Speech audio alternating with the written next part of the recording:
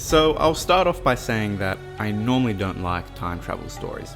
There are exceptions, of course, but for the most part I find their stories messy, contrived, and riddled with plot holes. A good time travel story has simple rules that aren't broken and carry some consequence, some weight to whatever conclusion it eventually reaches. And Prince of Persia Sands of Times doesn't even do these things perfectly, but it makes a good attempt. And besides, it sticks in my mind as one of my favorite narratives I've ever experienced through a video game. And well, if you've seen the video duration and still clicked on this link, hopefully that's the sort of story and character analytical wank you might be interested in hearing.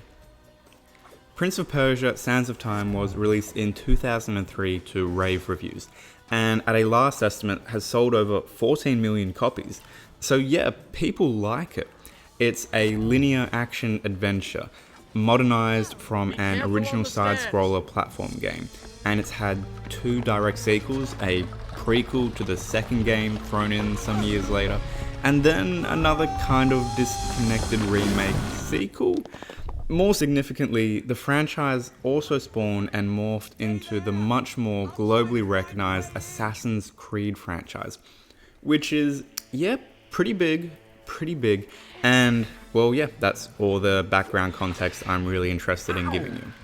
So this will be a long video, and I don't apologize for it. I love story, narrative, characters, and dissecting what makes them good, and that's what I want to focus on here. With some exceptions, I won't be talking too much about the production process of the game, or the video would be twice the length, but I will just say it's fascinating to read into how the game started and what it eventually evolved to throughout its development. I'll leave articles in the description for those who are interested, and I say with some exceptions because I'll make occasional reference to an article by one of the writers and designers of the game, Jordan Mechner, because I just adore the insight he's able to give us. The Prince of Persia project was a clean action game with a focus on quick acrobatics and semi-decent combat, but it has one big oh shit feature: rewinding, slowing, and freezing time. And don't get me wrong, this was new to games, revolutionary, but I think the narrative in Sands of Time does an immense amount of heavy lifting to carry the franchise forward. And Jordan Mechner even admits this, saying, "Because the storytelling innovations in Prince of Persia were subtle, they attracted less attention than the game's more obvious wow features. The story quietly underlies the gameplay experience, enhancing without distracting from it, just as we hoped."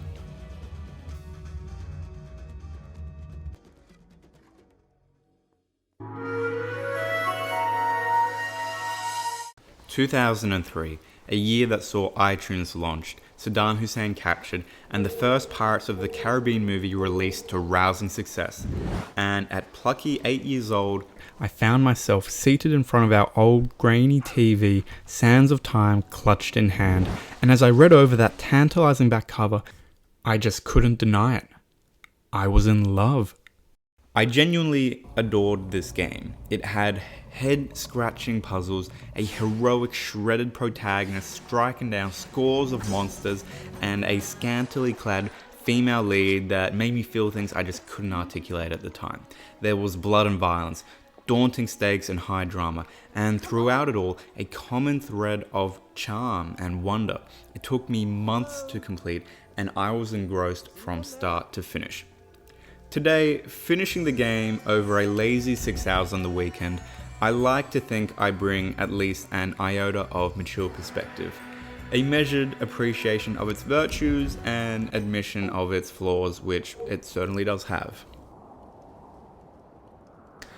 So what is this video? For the most part, I want to discuss and explore the game's narrative and the developer's commitment to elevating the story as one of the paramount focuses, where all the mechanics, features, and choices of the production support the narrative above all else.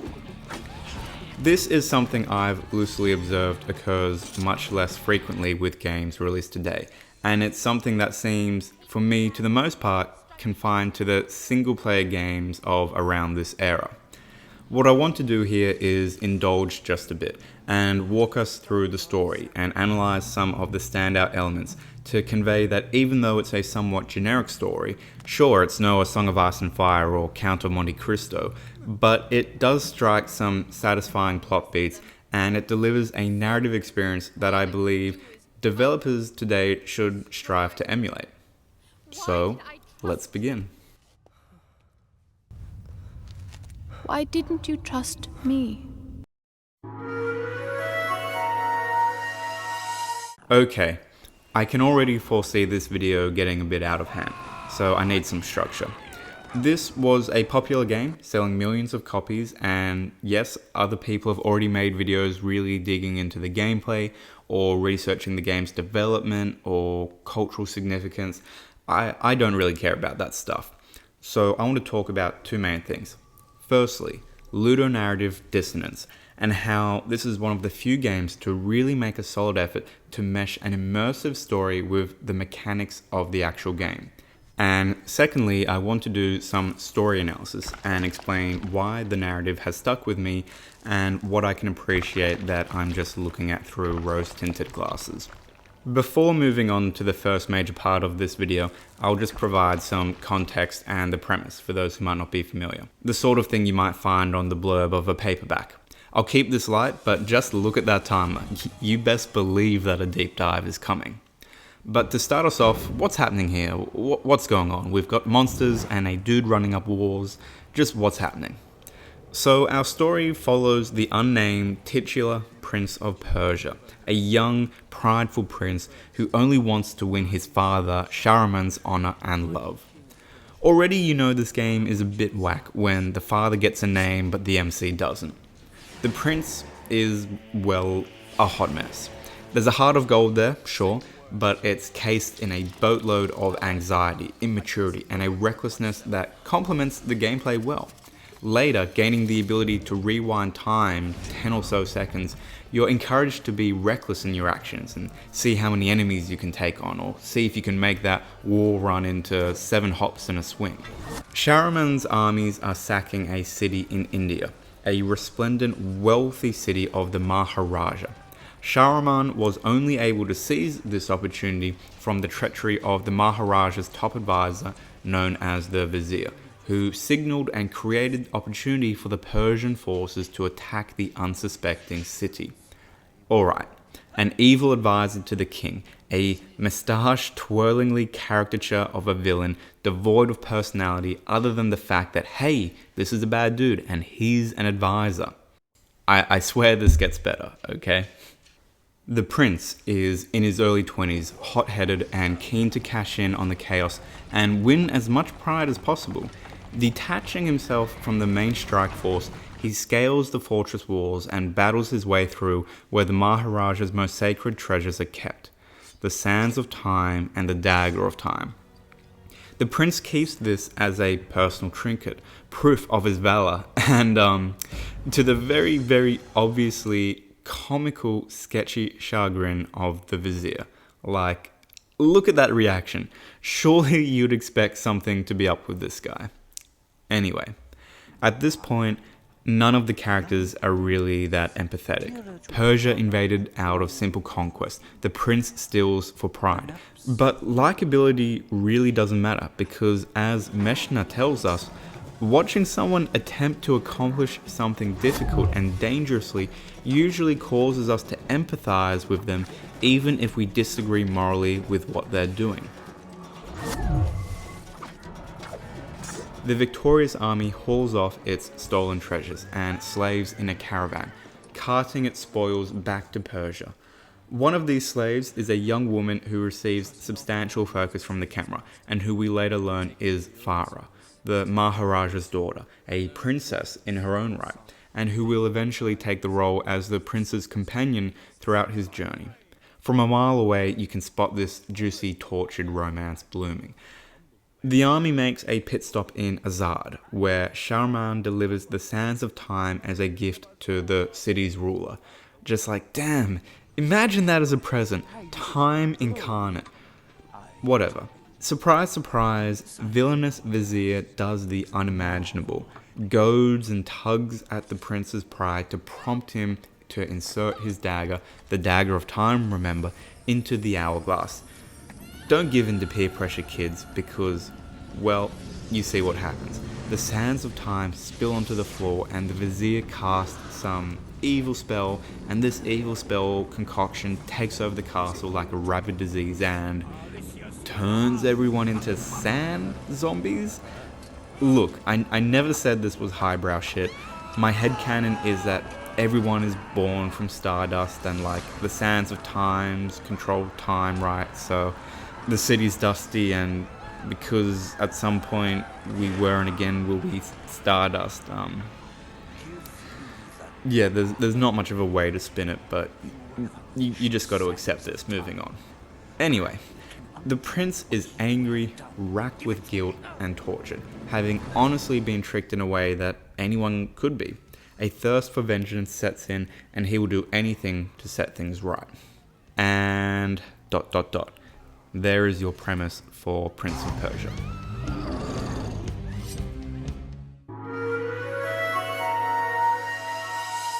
Ludonarrative dissonance is a term that was coined back in 2007 to articulate a sensation common to people who play a video game, are attempting to immerse themselves in some narrative, but they are continually ripped out of that story's trance because of the game itself. Because the medium of video games, the unique design choices of that game are not compatible with the story.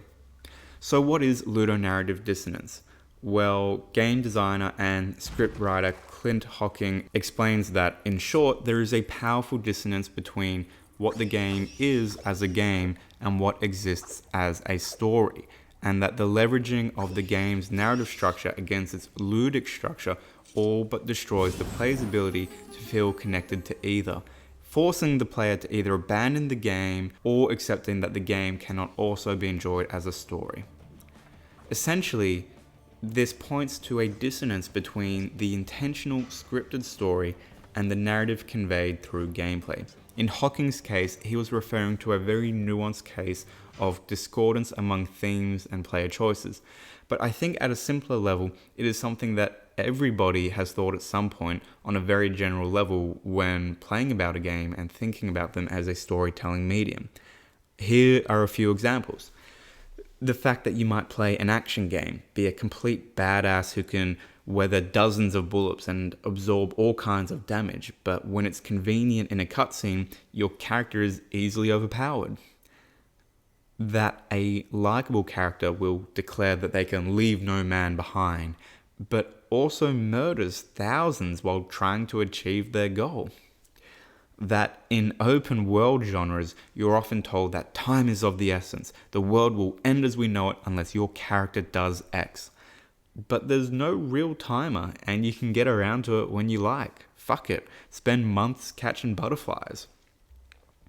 Even small features that solidify a game as a game can rip us from stories as well. Your character, a slayer of demons and god of athletics, can't hop over a small fence to the next zone. To me, an overlooked example of dissonance between gameplay and story might be the simple element that you can die in a video game at a crucial point, where the narrative is at its climax, a final boss fight with the final villain. We're feeling the heightened emotions of tension almost resolved to see a game over screen, and the tempo can kind of just be lost. Not all games have these problems. Some games do, but they're necessary. Games also rarely try to reflect real life, so you have to accept some suspension of belief to keep the game as it is, an interactable storytelling medium. After all, if all you're looking for is a finesse story, then just go read a book. Prince of Persia does not eradicate this narrative dissonance by any means. It is still a game, a decently buggy one at that. But the story and immersion are often broken, like many other games, but it also does some funny, quirky things that soften the blow at points. We'll touch on the significance of this later, but when you start a new game, the camera actually pans up to reveal your character standing on a palace balcony in the dead of night. You can move the character here right from the outset. It's your story, you're in control. The introductory cinematic plays when you load up the game, a generic ramble about the unpredictability of time and shots of running through the rain, spliced with Farah in her bedchamber. But the moment you actually make the choice to start a new game, that's all you, baby. It's your show. So you walk through that door and the game begins. Throughout the game, the prince also acts as a narrator. Whence came these visions that assaulted me thus like fever dreams? Each time I awoke feeling drained and beaten, and each time what I had seen came to pass, as if the sands of time were giving me a glimpse into my own future. Now I remembered her. Since we left India, she had been there. In the desert, I had felt her dark eyes upon me. Now here she was again, she and I, the only two survivors. This is something quite unique to video games. Often there are narrators in games, but they are omniscient and have a different voice actor. Or if the lead actor does narrate, it is through a first-person lens, in the immediacy of that character's journal or their actions. And because of that, you have what is known as an unreliable narrator, someone insecure and questioning, because they don't know what's coming any more than you do. But here, in this game, the prince narrates in first person while also being omniscient. So he tells us this story while knowing what's coming. It's a very rare storytelling device, and it works on a few different levels. Firstly, the prince starts out as a hot-headed prick, arrogant, self-centered, and quick to temper at minor injustices. He's barely likable as we play him. So, this is the thanks I get for saving your life. You don't understand. I need that dagger to undo. To undo what I have done. Truly you must think I'm a fool. You are right to be cautious. But fight as bravely as you may, you cannot defeat this enemy. The sands will spread. They will consume everything. But the prince as a narrator is measured, kind, and deeply wounded, almost a completely different character. This is a really fun contrast because it also imparts on us a sense of dread. We know he has suffered some kind of trauma that's fundamentally changed who he is. Do you think I felt regret as I gazed upon the destruction we had wrought? Or at least humility at the speed with which a world can be transformed from a good world into a hell? If you think so, you are mistaken. For in that moment I thought of one thing only. The honor and glory I would bring my father by fighting like a warrior in my first battle. We know something bad is coming, and throughout the whole story, we wait with horrified excitement to learn what it is that has rocked him so intensely. Elements of gameplay, even the user interface that are usually written off as separate to the story, are suddenly included. The save points of the game are these pillars of swirling sand that make the prince hallucinate about the immediate future, after which the narrating prince's dialogue cuts in. Done. I'll start the story from here next time. I mean, it's nothing crazy, it's even a little corny, but it's cute and keeps us grounded in the story. The same effect goes if you try to quit the game. Do you wish me to leave before finishing my story? As you wish. And this one's pretty funny, but when you die in the game, the narrator quickly chimes in to say, That didn't happen. I mean, I guess it's fine. I just like to imagine how somebody accidentally makes a mistake that fundamental when regaling a guest with their grand story. Like, yeah, so it was crazy, man, hacking and slashing away, fighting my heart out, and then I died. Wait, no, that's not what happened. It's silly and it's fun, and while none of these on their own are very significant, together they compile to add authenticity to the story, because this quirky feature of our character being an all-knowing narrator is something that can only occur in a time travel story. The reason why the prince can be both omniscient and the avatar we control is hardly a twist, but I'll touch on this later in the narrative review. The prince's ability to rewind time also plays a strong role in lifting the gameplay to match the narrative. Limited to about 10 seconds, small mistakes like running off ledges or getting piled on in fight sequences let you make amends and otherwise keep on fighting or leaping around as though nothing happened. Combining this with the narrator hand-waving away game over mistakes as errors of storytelling means that by the time you finish the game, you've never actually once died. It was from start to finish a seamless story. And that's kind of neat. These features might seem insignificant, and they kind of are. This isn't groundbreaking, it's actually pretty soft experimentalism. But if nothing else, I wanted to hone in on these features because I think they're charming. I haven't seen them anywhere else, and I'm always impressed when developers turn what are typically the constraints of storytelling into a video game's narrative strengths, or if not strengths, then novel features and interesting elements that ride alongside the narrative. Alright, so we've talked about how the narrative and the gameplay interplay a little bit, but now I want us to run through the story and see what we're actually dealing with here.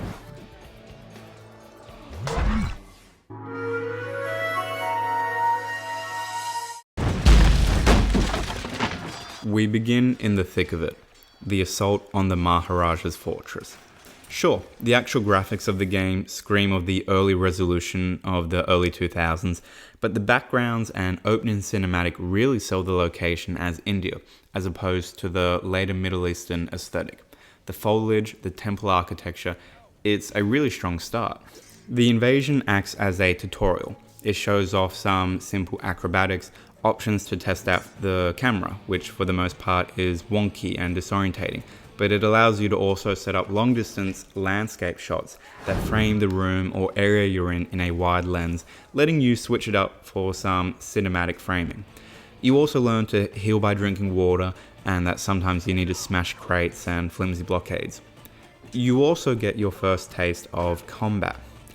Now, in recent years, looking back into the 2020s, it might be considered a little edgy to wet your teeth on the combat mechanics by butchering shirtless Indians in cold blood, men who are just defending their home. On the other hand, this is Prince of Persia, from modern day like Iraq? So I guess it's one person of color beating on another, even though the prince looks pretty European, like, God, Jake Gyllenhaal played the role in that weird live-action remake. Blue eyes, pale skin. Look, either way, this was 2003, and the developers certainly weren't one to balk at such fears.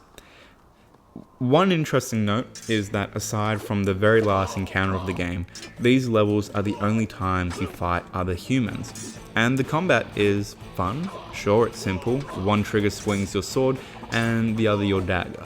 But the prince is acrobatic as hell.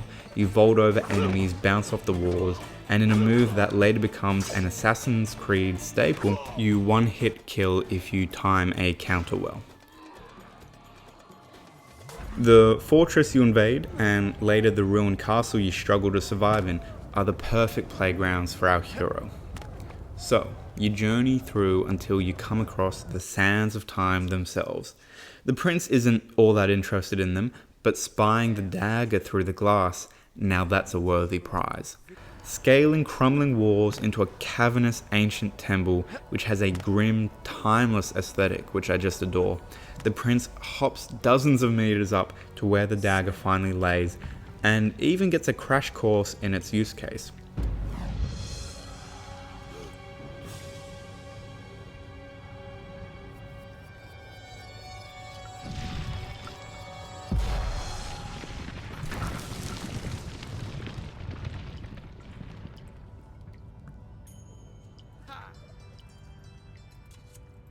You might notice that compared to early clips also that the prince here is fully clothed, head to toe, even wearing a hat? A cowl? I don't know what you'd call it, but it's dorky, so thank God he loses it after this act. As a general trend, you'll see that he slowly loses items of clothing throughout the game.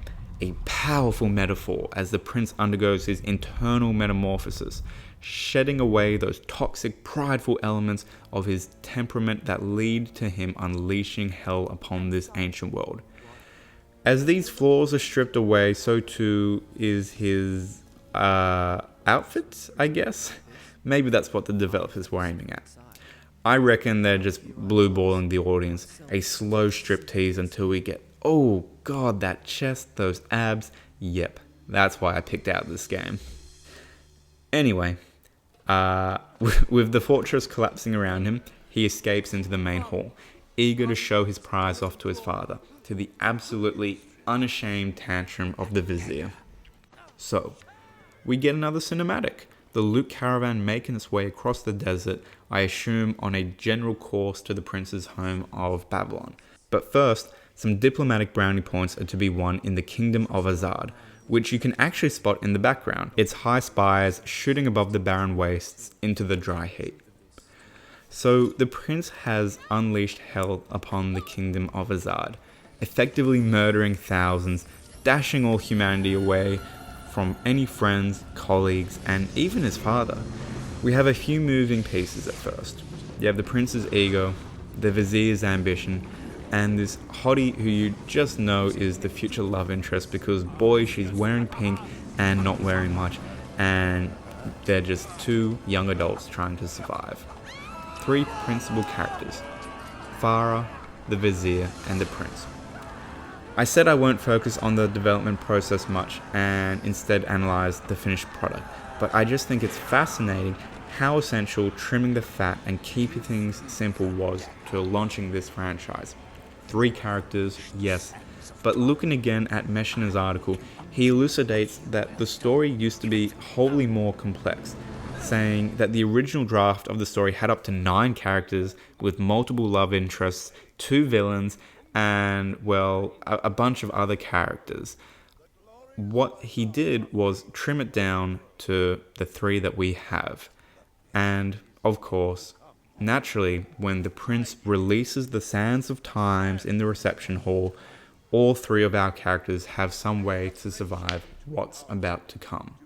The girl has some medallion, never explained, but you can imagine a gift from her father, an ancient relic or a family heirloom. The vizier has his dark magic, and the prince has the dagger of time. Cool. And now we're off, fighting zombies, moving up in the world. Alright, let's see where this goes.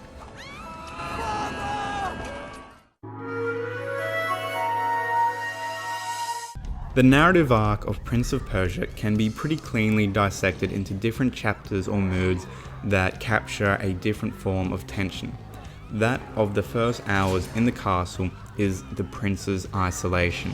Alone, with no friends or allies, he is left to confront the physical manifestation of his mistake, the sand monsters. Fighting these creatures involves some interesting strategy. Unlike the Maharaja's defenders the prince butchered days before, these monsters don't go down just with a few hits. In fact, they can't be killed by the sword. Well, they can eventually, but we'll get to that.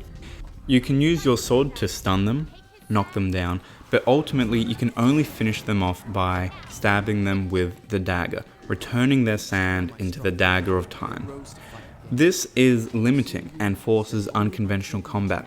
Every time you go to completely finish off an enemy, you're exposed, and other monsters will pile on you. Sometimes this means knowing when to call it quits and give up a vulnerable enemy. Other times you'll commit and be heavily punished. In drawn-out fights where you're taking on 20 or 30 of these, it's a continual assessment of risk-reward. Can you afford to lose the health? How desperate are you to reduce the monster's numbers? These questions get harder to answer the longer the game drags on, but starting off, it's not too taxing.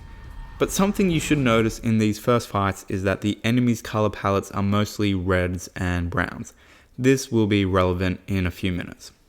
So you overcome the first fight in the reception hall.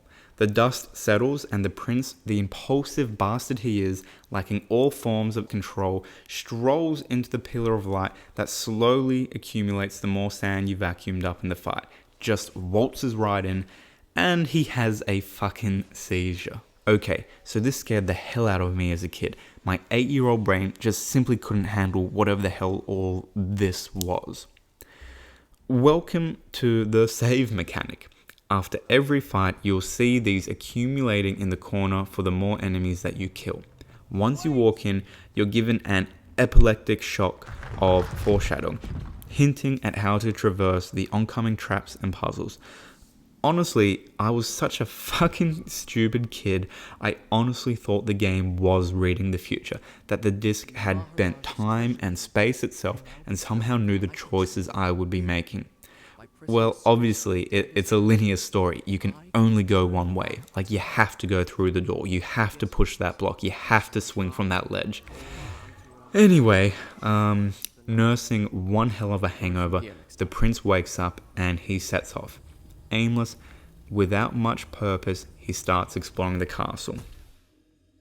The prince first catches sight of the girl, Farah, but she eludes him for a time, so the prince is left alone with his thoughts, exploring the ruined castle in the dead of night, his sins crawling on his back.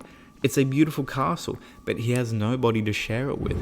He even comes across mysteries of the palace, dreamlike hallways that lead into otherworldly rooms that have no sense of time or scale, winding bridges with a glimmering blue aesthetic. Sure, these just serve as health upgrades, but it compiles to enhance the mystery of Azad, ancient secrets that could only be unlocked now, with the apocalypse itself looming. It's some Harry Potter shit, and it's great.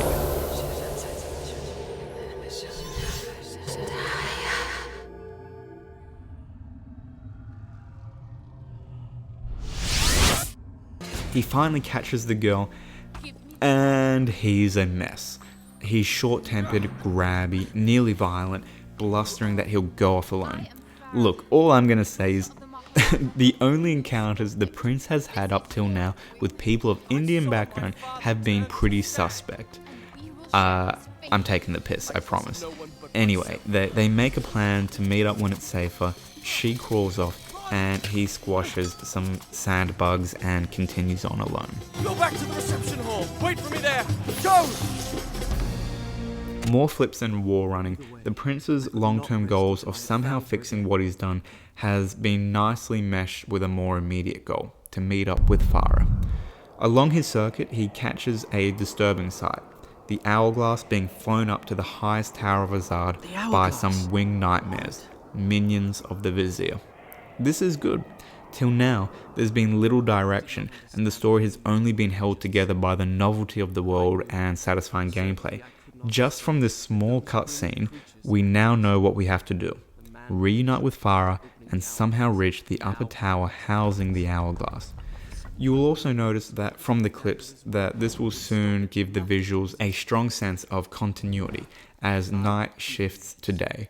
The prince and Farah will always be journeying upward, overcoming obstacles and ascending that colossal tower. It's all simple imagery, but it's still quite evocative. So you traverse what seems to be the Sultan's bedchamber, an ostentatious room with zombified concubines. As an aside, some of those buggy 2003 features shine through in this segment. Like, Christ, the game feels like it's taken itself so seriously here. 3 times in a row, you kill 2 beetles, by which point those beginning exciting strums of the combat music are breaking in, and the prince does his slow motion dagger sheath. Like, come on man, a bottle of Raid would have done the exact same thing.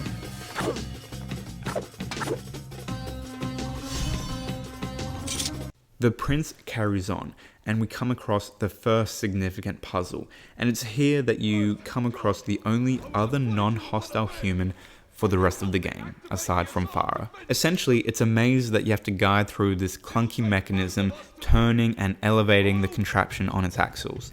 The soldier's explanation is that this massive device is the palace's defense system, and activating it will somehow help combat the sand monsters. This took me days as a kid. Days of listening to this voice. Make sure you pick them up in the right order! Well, shit, it still probably took me too long now, particularly when all you have to do is follow the map on the wall and try the order until something sticks. Ironically, there's a lot of significance here, probably one of the most impacting events of the game, since as every trap you face for the rest of the game comes down to you activating this contraption. Not only is there a crumbling castle, but now there are spikes, spinning blades, and crushing beams ready to kill you. Congrats, you played yourself. Unlike you though, your human companion shouting down instructions, this poor soul has no special artifact, no magical talisman of dubious origins to protect him from the sand. So once you open that door, the sand trickles in and you can see what he's become. The prince arrives at the reception hall to see Farah, a girl we had only till this point seen fleeing, chained up or luxuriating in her bedsheets, wielding a bow and taking on an army of sand monsters. Meanwhile, the prince is heartbroken to realize that one of these sand monsters is indeed his father. Two things come to mind in this scene. Firstly, I know the prince can't survive this fall, since his spine shatters on anything more than 2 meters. Secondly, what we have now is the new normal, Farah fighting by your side, and she will be in most of these battles going forward. Because you two are really in it together now. Her health bar is over here, and yeah, she can die. And it's represented by a cute little red bow, because she uses a bow, because I guess our health bar really looks so much like a sword. Whatever. Where before fights were essentially you escaping dog piles, now the aggression is shared, and while Farah can't kill sand monsters, she knocks them down so you can finish them off. She genuinely feels useful to have on side, but she's not perfect. Her arrows can hit and even kill you, and my favorite part is that there was an intentional game design choice. That wasn't something left out. They chose to have it so that she can hit you with her arrows. It's fantastic. It's humanizing. Thirdly, remember how earlier I said pay attention to the fact that all the enemies were wearing red? Well, behold and tremble, because now the zombies are reppin' blue. What could that mean? Surely you just... Oh. Alright, let's try again. Oh. Once more. Oh. Oh no. We can't vault over people anymore. Yep. Now you're forced to mix up your tactics at an increasing rate, as newly introduced enemies will have immunities to your vaulting, your parrying, your wall jumps. Lastly, I just wanted to say welcome to the first boss fight of the game. The reason this sequence tripped me up so much as a kid is that, yep, you're fighting your father. He's the biggest, baddest dude you've come across so far, and you can't hit him. He blocks everything. So the trick here is that, well, he stops blocking once you've killed all the smaller minions. Yep, that's it. No other tricks or features to this save, just save him for last. Honestly, my favorite part about this grand confrontation is the fact that you can sheath your sword, leg it to the other side of the room to try and drink some water and heal, and you'll have Farah screech. Why did you put your sword away? Anyway, once you've taken down everyone, it's over. The first boss fight, and you've made it. And that's the better of the two. The next boss fight is the final scene of the game, and well, we'll get to that. At the end, you're rewarded by the prince sexing it up even more. That's right, people. Now his shirt sleeve is ripped away. I just can't wait to see what happens next. Oh boy. Let's keep this show going. Stop!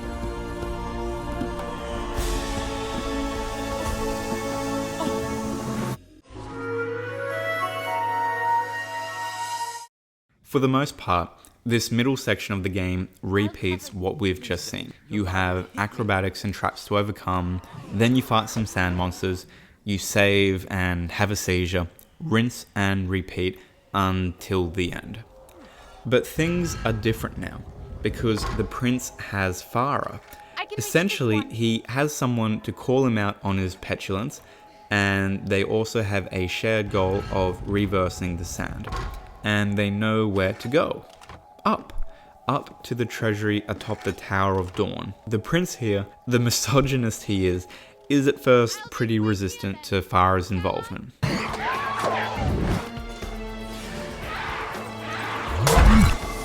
Get out of here! But she's a capable fighter, and she has the godly ability to be very skinny and crawl through cracks. But from a storytelling device, this means that the prince can't progress without her, and they're reliant on each other. So they cooperate, a little reluctantly at first, definitely, but with escalating banter and good humor and chemistry, they overcome each obstacle and progress throughout the game. Their personalities are a satisfying clash. Farah, optimistic, fixated on their quest, while also finding time to romanticize their journey, finding time to value the beauty of the palace and even the horrible, crushing silence of a deserted castle. It's so quiet out there. It's terrible. But also beautiful. Maybe to you. The prince is, well, a bit of a turd. He sulks and he snaps, but it's fun listening to his snide comments, his whining. In the end, it's this relationship which is the heart of the story. And so begins this funny, simple gameplay. You run walls and fight monsters, she climbs through cracks and shoots her bow. Together you pull levers and open doors, but because you've experienced a quarter of the game alone so far with only sand monsters for company, having someone human talking to you reassuringly, even if it's just to pull a friggin' lever, it's a surprisingly warming narrative choice because sure, you're still in a foreign, hostile, zombie-infested castle, but now you're not alone. And what starts as a discordant relationship naturally evolves into banter. If you can fit under this gate, I'll really be impressed. I knew that hole was there. Are you all right? I heard strange noises. No permanent damage, thank you. Now what? Yes, I was just going to suggest that. Here I am. Which turns into politeness, careful and respectful addresses. You made it. Hey, there's no door. Stand on that pressure plate, will you? Genuine care and distress at moments where the crumbling castle forces them to separate. Farah! Farah! I'm coming! The prince trying in vain to convince himself that he's not developing affection for this girl. She said my love. I know she did. I didn't dream it. At least, I think I didn't. It's quite natural, really. Her kingdom's conquered, she has nothing, no one to protect her. She needs me. I can see it in the way she looks at me. All I'd have to do is reach out and take her hand, and she'd be mine. Why am I talking to myself? I'm up here. And finally, a romance of sort blooms. A flawed romance riddled with holes and self-doubt, and one kind of prompted by necessity. Armageddon has come, after all, and these two are literally the last two people left in their world. But hey, thank God they're both conventionally attractive. Why did you hesitate? The terrain and scenery change with a satisfying regularity. One of the early set pieces, the menagerie, has you traversing the emptied palace gardens with only some of the zombified birds arriving intent on violence. You swing off trees, enter the colossal aviary, and ascend to the rooftop. From here, you have a glorious, dread-inducing view of where your quest will ultimately take you, where a storm cloud gathers and a supernatural tempest rages, swallowing the lonesome castle you'll soon have to climb. After more outdoor scrambling, Farah and the prince enter their next major environment, the luxurious, decadent bathhouses of Azad. Naturally, you're fighting off more concubines and, oh god, kinky dudes with chains? Whatever, it's fine. It's a compelling atmosphere with pools, fountains, linens. You can imagine the smell of incense burning, and it makes for a good puzzle room. In an early room, you'll notice these wooden slats riding high on the walls, a new feature of these otherwise low polygon count walls. It's hard to miss, and you're left speculating as you progress what these might be for. Later, the prince's narration comments on these crumbling walls that your sword just isn't strong enough to break through. But, oh convenience, there's a new sword to be won. Moving around some statues and emptying the pools and opening those slats allows you to shift massive stones to the lower level, providing the footing you need to scale into the lofts and eventually claim the new sword.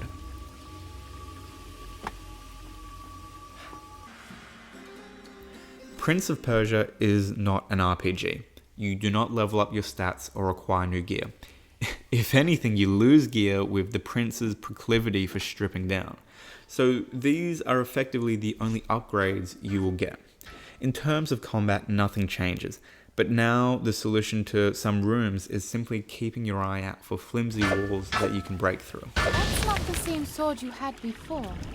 The prince and Farah make their way deeper and higher into the castle, slowly ascending with glimpses of ominous storm clouds as they bypass traps, unlock rooms for each other, and fight increasingly larger hordes of sand monsters, essentially saving each other from certain death time after time. You become accustomed to having her around, this new style of quasi-co-op gameplay. And for this long stretch of game, it's apparent that the prince never would have made it this far alone. He would still be stuck outside that metal gate at the watchtower, waiting for Farah to squeeze through and pull the lever. And that besides, the oppressive loneliness of the castle would have ruined him. But now he has someone to banter with, and to share thoughts with, and to learn about. Their relationship solidifies over this segment, which makes it all the more jarring when the dilapidated castle forces them to separate for a time. I know where I am. This gate leads to the baths. Do you think you could find your way there? Of course, finding my way to the baths from here should be easy. Good. I'll meet you there. I'll just ask the first sand creature I run into. Could you direct me to the baths, please? Well, thank you. Don't mention it. I used to be a bath attendant back when I was alive. I'll meet you at the baths. She orders me around as if I were a servant. Alone again, the prince is quick to ramble to himself, poke fun of Farah, and be his grimy, petulant self. I adore and despise this segment of the game. On the one hand, you have all this shitty beam jumping, which is just so clunky and frustrating compared to the prince's usual fluid movement. And on top of that, you have the most irksome enemy, the zombified bats and birds, which your sword just can't connect cleanly with, and it only serves to make the boring acrobatics even more tedious. But on the other hand, the environment is just so stunning. You navigate through underground caverns, the old palace which this new castle was built atop, shuffling along waterfalls and leaping between stalactites and above flowing streams. And in this pure environment, the prince has no distractions from his pure thoughts and feelings that doggedly harass him. Oh, have you been waiting here all this time? I didn't realize you meant these baths. I went to the other baths, clear across the other side of the city. I had a lovely wash and a rub with fragrant oils. Too bad you weren't there. Stop talking to yourself! It's all good and well to be stoic and alone in the castle from the outset, suppressing your anxieties like a fucking man. But now that he's tasted companionship, romance, and vulnerability with somebody else, it's just not the same now. He can't go back to what he was because he misses Farah and is scared to hell what might happen if she comes across some sand monsters when he's not there to protect her. I'm in here. Farah! And that is exactly what happens. When the prince finally catches up to her at the baths, we see that through the dividing wall that she's already in combat. We hear the sand monsters, the combat music already begins to escalate, and we see her health bar flicker. And we can't reach her yet. It is super stressful, Help me. and for the prince and the player, and fuck, it's just such a frantic urgency that you go to reach her in this sequence and you start cutting down the monsters. The prince does make it in time, but only just, and the thought of knowing what would have happened to her if he was too late sits with you the rest of the game.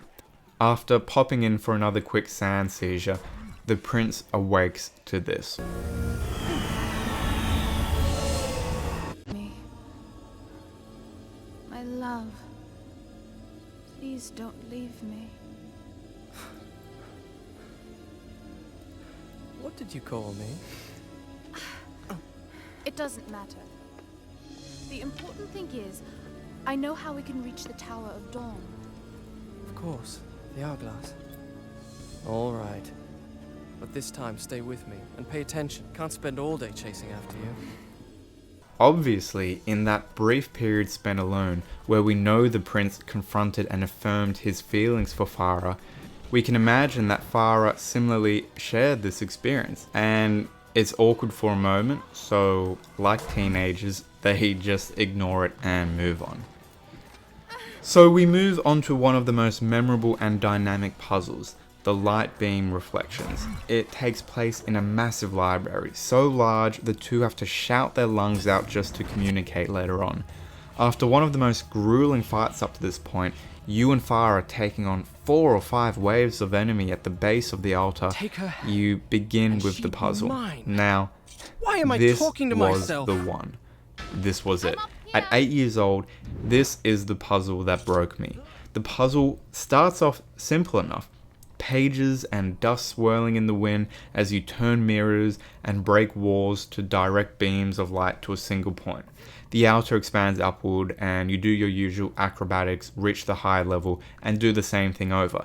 It's evocative, a room of knowledge turned into a minefield of danger and hazard. Farah coyly reading out poetry she finds among the shelves, and the prince, probably reflecting the player's frustration with the task at hand, snaps at her. Listen to this. Of what use is reason against the power of love? Love is life. So if you want to live, die in love. Die in love if you want to stay alive. What's that supposed to mean? I thought you'd like it. If you want to be useful, try finding a book that'll tell us how to get out of here. This isn't that kind of game. It was these last moves, shuffling around the mirrors to redirect the light through 3 breakable walls that pushed me over the edge as a child, and first introduced me to the wild world of online walkthroughs, my first taste of cheating through a game. Anyway, you get a new sword, and as far as I can tell, it is just a cosmetic change. Enemies die no faster and walls still break the same, but hey, he seems happy.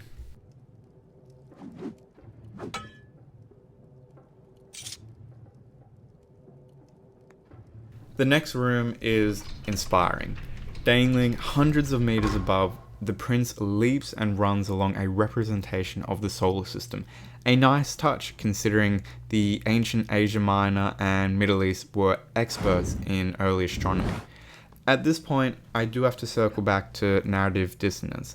Yes, this room is stunning, and the sequence is charming and full of color, and the gameplay is at one of its highest points. But just what kind of freaking door necessitates these antics to open them? In the other levels, I can appreciate that the collapsing castle has forced the prince to improvise, make his own route to the lever or switch. But here, it's intentional. This door won't open unless somebody goes through all this bullshit of turning these levers and swinging on these bars. In a world of sand magic and rewinding daggers, it is this design choice that brings you to the edge of your narrative tolerance. But still, I would never want a sequence this cute removed. Here I come! Ha ha! So, like many video games, you are stuck in this middle ground of tolerating confusing design choices.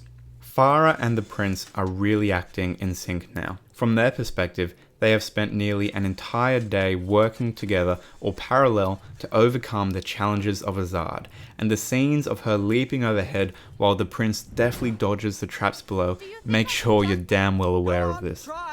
But don't get too comfortable, because the prince needs to remind us that he's still a bit of a turd.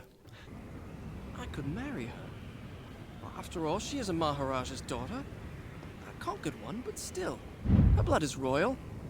Besides, what better way to tame her insolence? It's not so bad for a woman to have a little spirit. It's a challenge. So yeah, He's still trying to frame his feelings for her in the context of his ego, his eventual rulership. He knows he cares about her, sure, and that he'll even marry her, but it's not for that. It's only so he can tame her. At this point, we really have a tension between the prince's true feelings for Farah, Farah's admission earlier, and this fucking pride he just can't knock off. And we know this tension has to be released at some point, probably poorly, probably blowing up and causing a rift between them, and we won't have to wait much longer. The dilapidated, crumbling castle, which is almost a character in its own right, finally plays an active role. In a pretty contrived sequence, the bridge falls away. Realistically, the prince could have saved himself from this inconvenience. We've seen it before.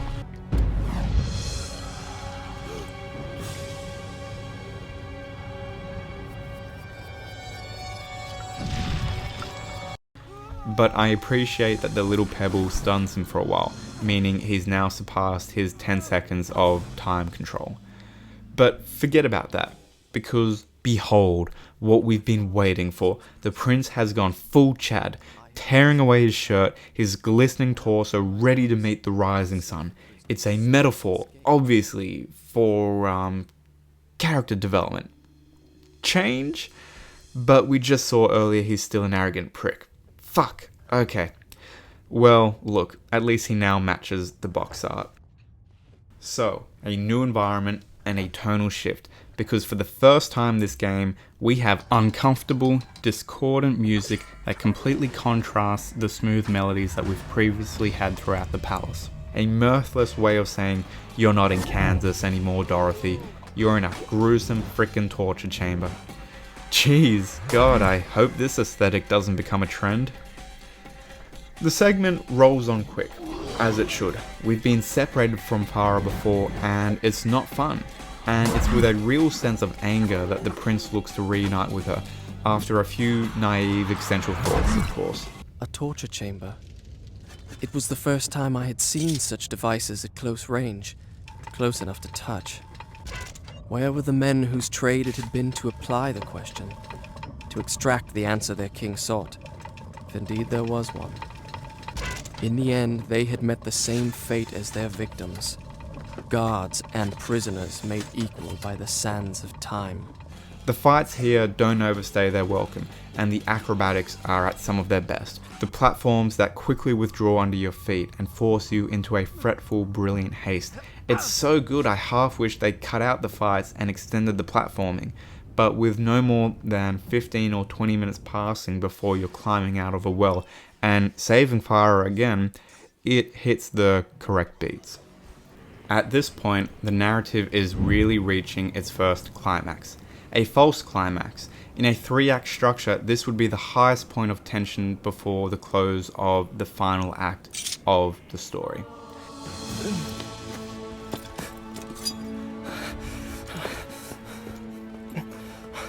It's all right.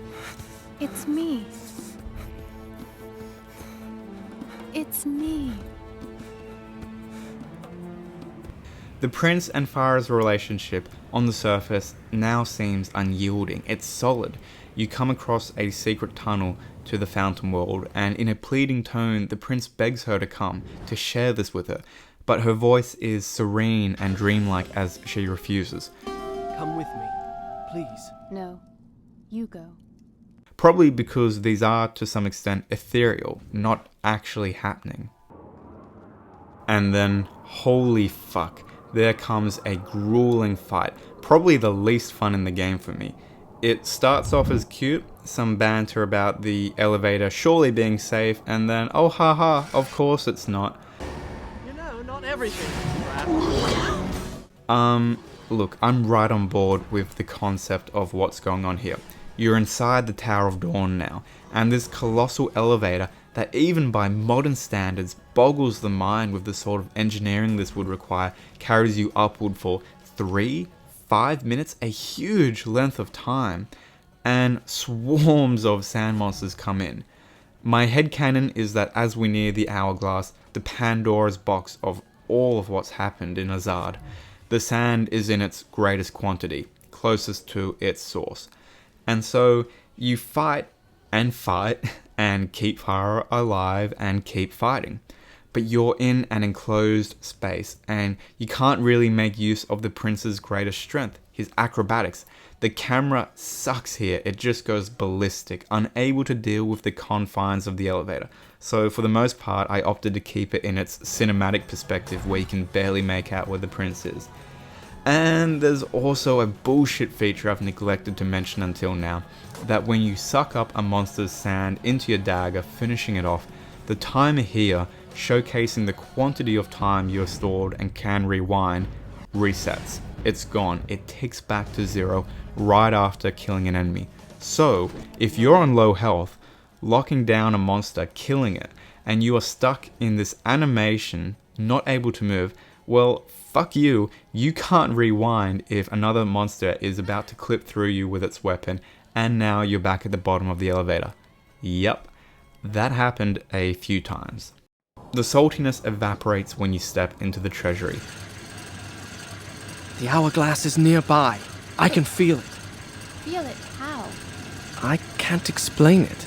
After hours of long, gloomy corridors and deserted verdant gardens, the shift in tone of clambering through Azad's treasury, stepping into a narrow chamber of glittering jewels and spilling piles of gold, feels delightfully sacrilegious.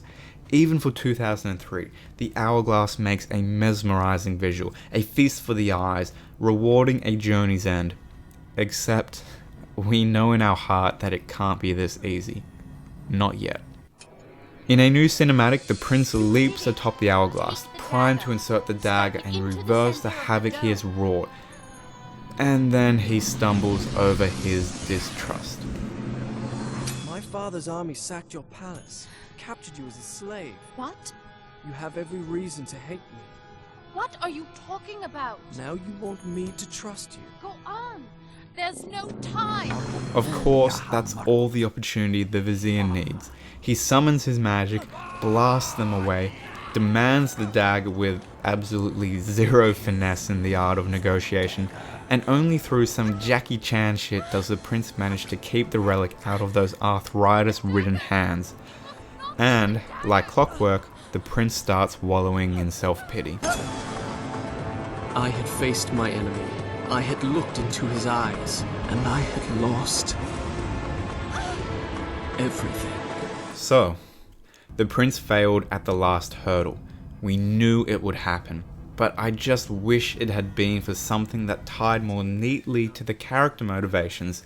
Objectively, the prince's fears are very reasonable. He led the charge on Farah's home, murdered her countrymen, helped enslave her, and overall contributed to the atrocities that typically follow from conquest.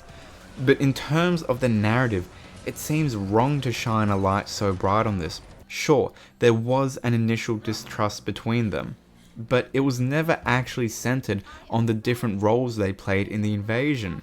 This right here has never been the point of tension. Farah's never otherwise brought it up. The prince's pride and arrogance, his sense of inadequacy, those are the tensions that need to be addressed. It does feel like things have been stretched, and it makes me wonder if this was something that caused a rift between them in an earlier draft of the script. That maybe there was an entire character arc where the prince and Farah had to overcome this barrier to their relationship, where Farah saw the prince as a brute, as the son of a conqueror, and that she couldn't forgive him for what he had done to her people and her homeland. Perhaps this was one of the many parcels of dialogue that was cut throughout the production process. And honestly, that seems most likely to me, since I can't imagine the writers missing the opportunity to tie off this segment of the game with such a neat, obvious bow. But regardless, the story continues for another chapter.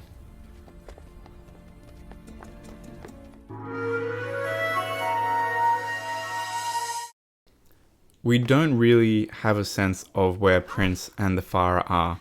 They seem buried in a tomb, perhaps, in the dark with no way out. And it's finally here, in the pitch black, having completely failed in what he set out to do, and with no way to spin it or pawn off the blame. And shirtless, don't forget. He's not wearing many clothes. The prince is finally, fucking finally vulnerable and able to open himself up. Well, as best he can. This doesn't mean we see an instant change in his behavior, but it's right here that he opens himself up to that process of change. Really though, it's Farah who drives the conversation. I want to play this scene out. It's long, but it's some of the richest dialogue of the game. Ow! Sorry, Where are you? I'm right here. Hold my hand. Don't let go.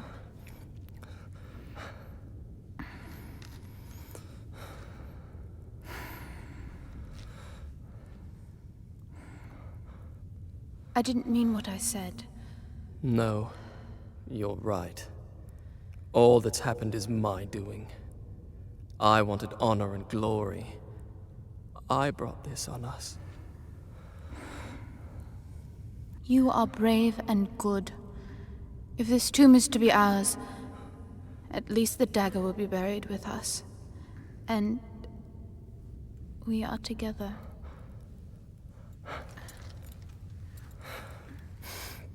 What is it? Nothing. You're trembling. I just don't like close spaces. There must be some way out of here. When I was small, my mother taught me a secret word. She said that when I was afraid, all I had to do was speak that word, and a magic door would open. I've never told that to anybody. I can see why. It's the most childish thing I've ever heard of. What was the word? Kakolukiam. Kakolukiam. You did that, didn't you? Farah? The scene is pretty widely condemned by players and the community. It's visually uninteresting, sure, in a pitch-black tomb with only glimpses of the swirling sand, probably due to budgetary constraints and rushing the product out for publication. But I love it. It's so intimate. I think delivering this dialogue without any visuals is a fun constraint, and we know that some of the most creative work that you will ever find in any field or genre emerges because of constraints. Here, we just have the two voice actors, husky voices, broken, dejected, probably imagining this chamber to be their tomb. It's overall just so raw. The prince still chides her, but it's weaker now, because his defenses are finally coming apart. Farah then goes missing, and the prince seeks her out. He follows an unnaturally long staircase to a bizarre room, and immediately we're tipped off to the fact that this is probably a dream by these faint shimmering curtains that catch around you as you descend. These are the same curtains present when you're finding those magical hallways that lead you to that blue shimmering room with the pool that upgrades your health. It seems to me like a tip off to the fact that this is ethereal and not actually happening. The room of doors is the second puzzle, number 2, the one to push me to looking up an online walkthrough as a kid. I hated it, I really did. I thought it was a time waster, since the only way I could see to progress was through a multiple stage process of elimination, with the wrong door putting you back at the start of the puzzle. I realized though there actually was a solution, one based on hearing, a sense rarely employed in puzzle games, if ever. You know the correct path by listening for the sound of trickling water outside each door, which is thematically perfect because throughout the sequence, Farah calls out to the prince in an alluring voice, inciting him to follow her to the baths she found, all of it underlined with a subtle tone of eroticism and running water. It really works.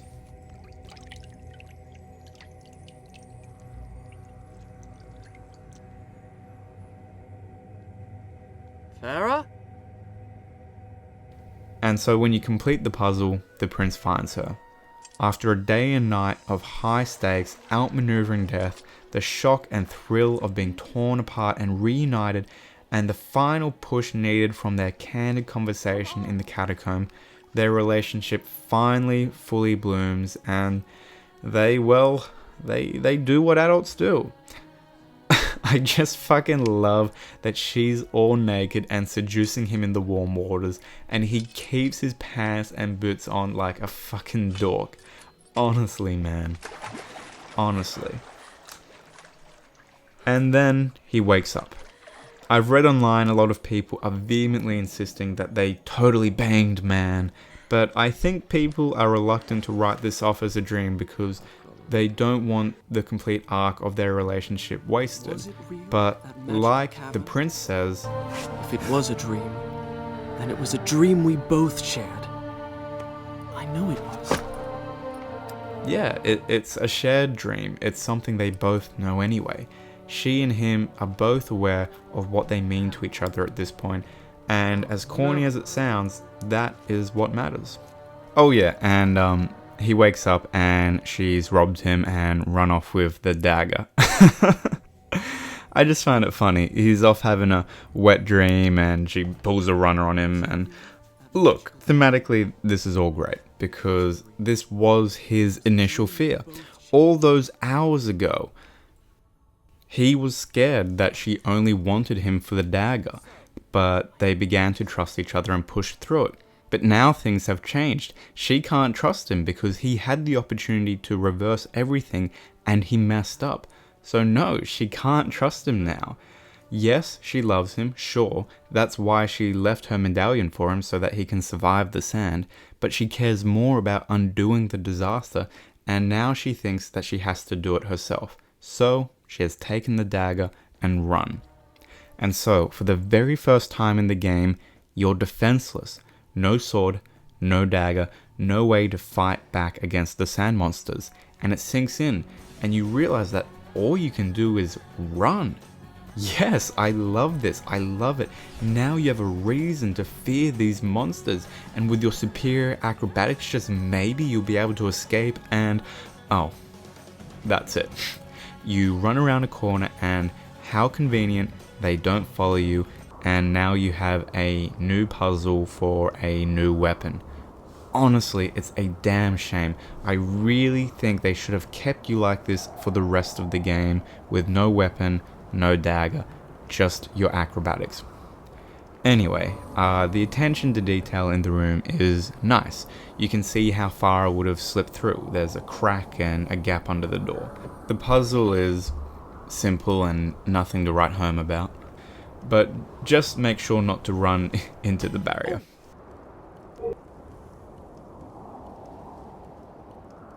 But your first thought now is probably, okay, what good is a sword? It's no help. You still don't have the dagger, which is the only thing that can kill the sand monsters. Well, you see, it doesn't matter, because for some reason, this sword now kills sand monsters. Yep, a convenient magical sword, never mentioned before in the game, appears around the corner in the nick of time for you to scoop it up. Honestly, it's a real kick in the dick. Like, come on, you're on the home stretch of this game, of this story. Why throw out your hard-earned continuity? And just like, how ridiculous is the sheath animation now that you don't have a dagger? You're not holding anything, mate. Everything about this is frustrating. And you know what? Despite this fumble, what follows is my favorite part of the entire game, hands down. Climbing the facade of the Tower of Dawn is a beautiful segment in a number of ways, aesthetically with sweeping views of the castle, kingdom, and the setting sun breaking through cloud cover. For where it hits as an emotional arc, the prince witnessing Farah using the dagger's power to outpace and reach the hourglass ahead of him, slowly whittling down the reserves of sand. Farah! Come back! She must be using the dagger. Farah, be careful! Don't use up all the sand! And mechanically, now because you can't rewind time, there's crazy tension. It's a stunning reality check. The climbing isn't necessarily more difficult than what's come before, but you, the player and the prince, got reckless in these last few hours and lazy, relying on these deity-like powers of turning back the seconds. So, without the dagger, you die a lot. a lot. I found myself misjudging angles I wouldn't have earlier in the game and taking risks that I just now couldn't undo and I'd have to restart from. And yes, when you die, you start again.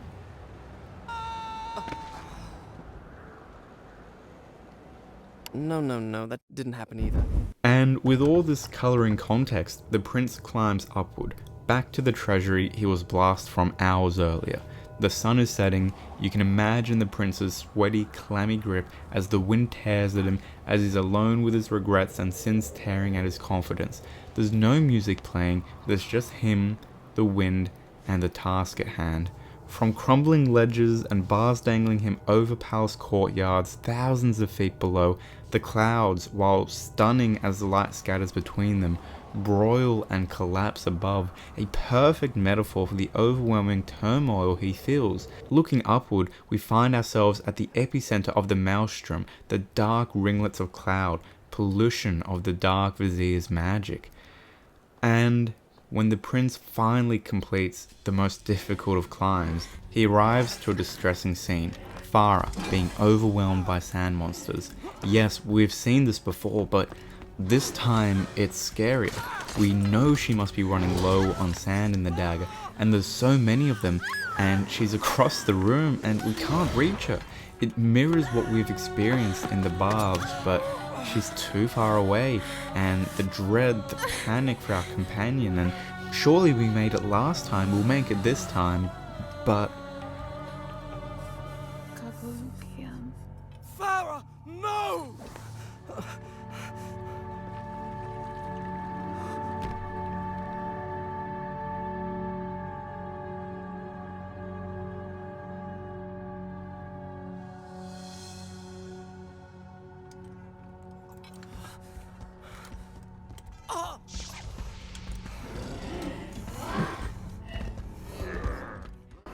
No, the prince didn't make it in time, and with the dagger currently empty, even as the fight starts, he can't bring Farah back. She really is dead. So the prince faces another failure, another death, yeah, largely his fault, and he knows it. And so the prince enters combat in heartbreak and rage. Our last save point arrives, and the glimpse we get into the future is interesting. We see an empty palace, a kaleidoscope of environments and rooms we've already passed through in our journey. It's horrifying and beautiful at once, just like as Farah commented earlier in the game. Because what use is such decadence without souls to enjoy them? Because in this timeline, I guess it really is over. Nobody will ever walk through these halls again, and those who are dead will remain dead. Still, the prince has work to do, but at the moment his spirit is beyond repair. There's just him, a crusty old man, and an hourglass full of trouble. So we get the generic villain speech, and while the prince slumps there, broken and exhausted, he turns over everything that's happened in his mind. And it's funny that what saves him in this scene isn't some deus ex machina, something arriving out of the context of the story to save him. No, it's just the simple fact that he's athletic as fuck. Seizing upon a final burst of enthusiasm, he returns to the dagger, as he should have done when he was last here in the treasury with Farah. And so, everything is unwound.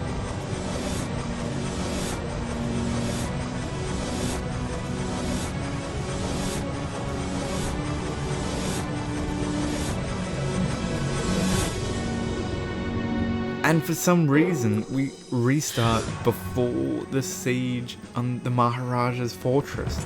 Not that moment in Azad's reception hall where the sands were first opened. Actually, just why is everything being rewound? I thought everything that was here was just so that the sand that had leaked out would be returned to the hourglass. This is what I mean when I say I normally don't like time travel stories. You get these awesome moments of catharsis with crazy high cool factors, but even a light inquiry into the meat of the mechanics of the time travel and everything that's happening, it just starts to seem like it's being held together by a patchwork of sticky tape. the narrative is never clean. There's also a light tragedy that we, the audience, feel, because everything feels a little bit wasted. Sure, the prince is changed, but all that cool shit we did, the investment we put into developing a relationship with Farah, them getting freaky in the baths, all gone, dust in the wind. But of course, that's not the point. As the prince abandons his army camp and sprints through the jungle rain, we have returned to the opening cinematic, full circle, and it finally clicks. The narrator, the omniscient prince, he's the one, the person who tells us the story, and he's telling that story to Farah. Is it predictable? Hell yeah. But this has always been a story about his pride and ego being manipulated into causing disaster and destruction. But here, wounded, wizened, and knowing better, he regales Farah with the tale. And I just love the face she pulls when, after essentially asking, "Who the hell are you and why are you in my room?" he just starts rambling in metaphors about time. Like, damn, good on her for trusting him. This belongs to you. The dagger of time. But it is locked away within my father's treasure vault. How? Most people think time is like a river that flows swift and sure in one direction. But I have seen the face of time, and I can tell you, they are wrong. Time is an ocean in a storm.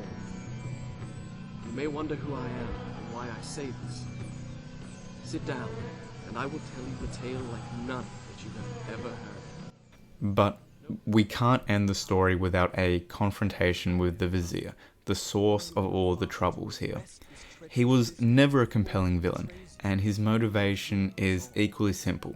He wants to kill them both and take the dagger and be immortal.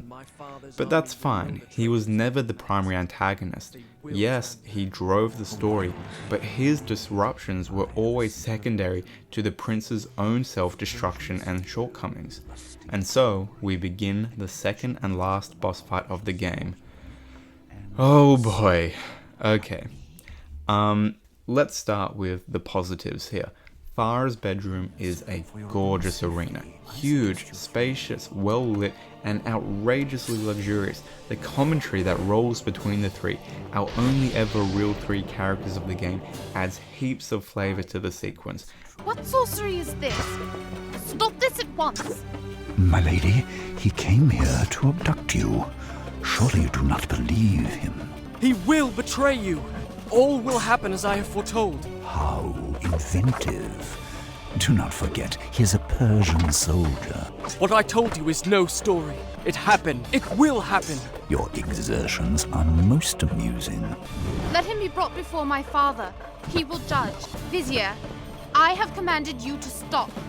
Do you disobey? I've taken orders long enough from a senile fool and a sniveling brat. Your father was a great warrior in his youth, or so he would have the world believe. A pity his son does not take after him. Perhaps father and son are alike. It would appear that both share a taste for easy plunder. You waste your breath, what little you possess. I will handle this intruder. And small details like Farah ducking behind cover as the battle strays close to her is a neat little detail. Okay, those are the positives. Let's move on to negatives. Well, it's really bad. Okay, why the hell is Farah hiding? We have a whole game's worth of context that she's capable, nimble, athletic, and can hold off freaking sand zombies.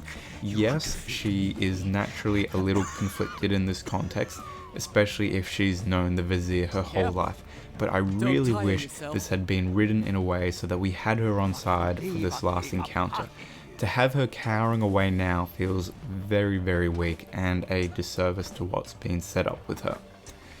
The vizier makes no grand use of his magic, he just makes a clone of himself that you kill 4 times, and this 80-year-old just tries to smack you with his staff. You, this god of athletics and parkour. Jesus Christ, we've seen what the vizier can do with his magic. This is outrageous. So, what this means is the fight essentially boils down to this. And so you go through the monotony of this 3 or 4 times. And then there is this scene.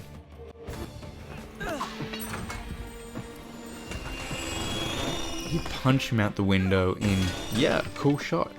But then he trips you over, and suddenly the vizier is acting elated in triumph. How will the Maharaja feel when he finds his only daughter slain by the son of his enemy?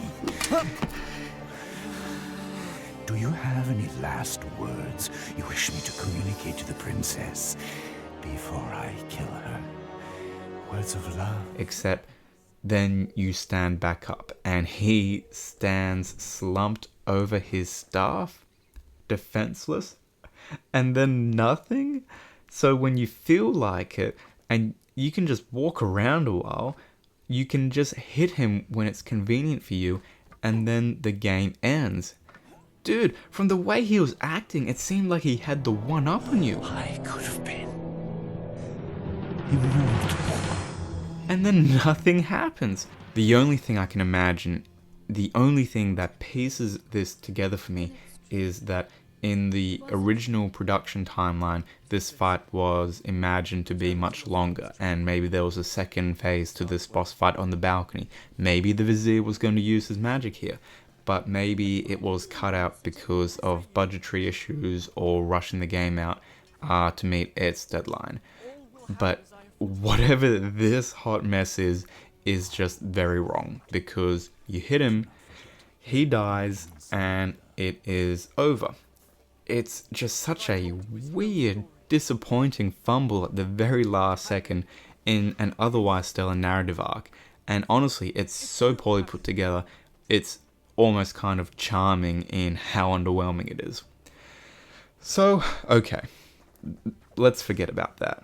In terms of the story, all that's left now is to see where the prince and Farah's relationship stands. For the prince, this has been days and nights of an unimaginable horror and trauma. For Farah, it's been a weird morning.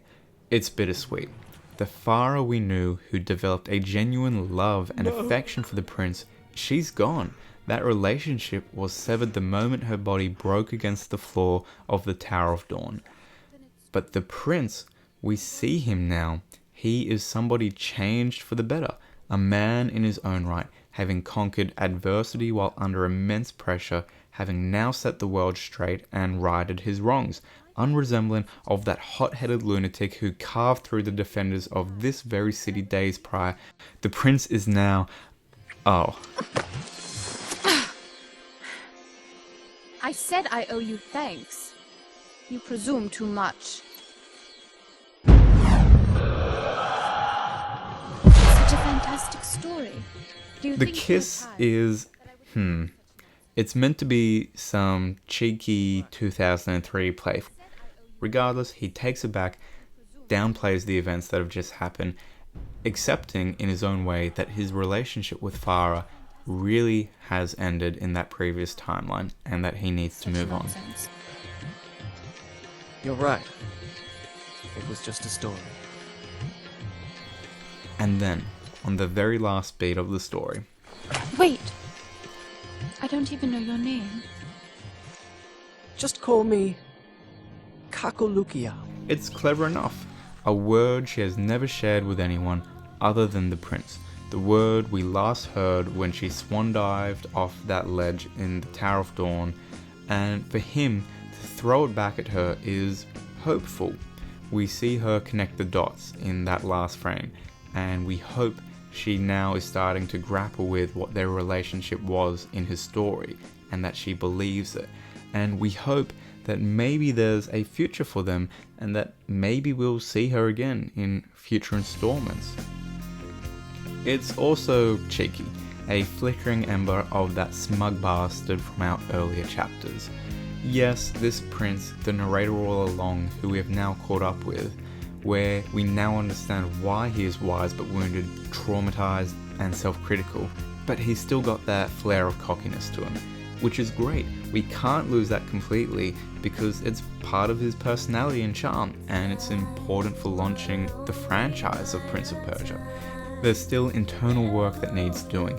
is not quite fixed yet, meaning that there are still more stories that can be told in the context of his personal evolution, where that confidence, those quick wits, and that snappy comeback he always has, all of that can still have the shit kicked out of it by whatever challenges come within the rest of the franchise. And we look forward to it. Again, hopeful that we might see more of him, and hopeful that maybe next time the writers won't traumatize him too much. Right? Right?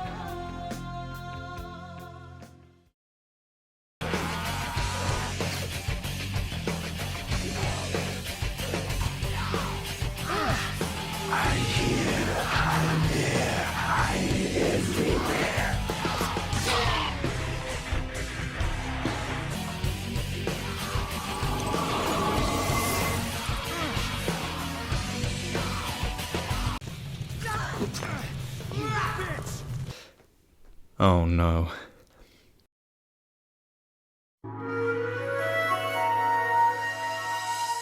Look, by walking through scene by scene, we see that this is not a perfect game or story. Some segments still give me the shits, some segments give me the shits, definitely seem broken, but when taken holistically, the story is charming and inspiring. Thought was put into these characters, even if they fall into typical tropes and archetypes. There is a real intention behind the rising tension, the banter, and the subdued moments that make the weight of the climax really hit home. When taken holistically, I find the script and narrative arc to be better drafted than 90% of games I've ever played, and those that beat it out are the sort of crazy dense isometric RPGs where you get hundreds of hours of world building. Prince of Persia, you're only looking at 10, 20, maybe 30 hours on a slow first run, and in that limited time frame of storytelling, Prince of Persia holds up well, and I think it's a damn shame that story-driven linear games like this are a dying breed, with the ones that do crop up every now and then absolutely dominating the market, because I really do think that people want a good story, delivered in a clever way, and despite being almost 20 years old, Prince of Persia does just that. If you made it all the way through this, just wow, just wow. That's incredible. I know this wasn't a clean production, so tell me if you have any ideas for improving my script or visuals, please do. Pulling this video together, my first real crack at something like this was a process spanning months, but I had fun and would be open to trying more in future if I can find the time. So feel free to comment any suggested game narratives you'd like me to discuss in a format like this, or otherwise I would just like to say thanks for spending your time watching something I made. Yeah, thank you, and hopefully I'll see you next time.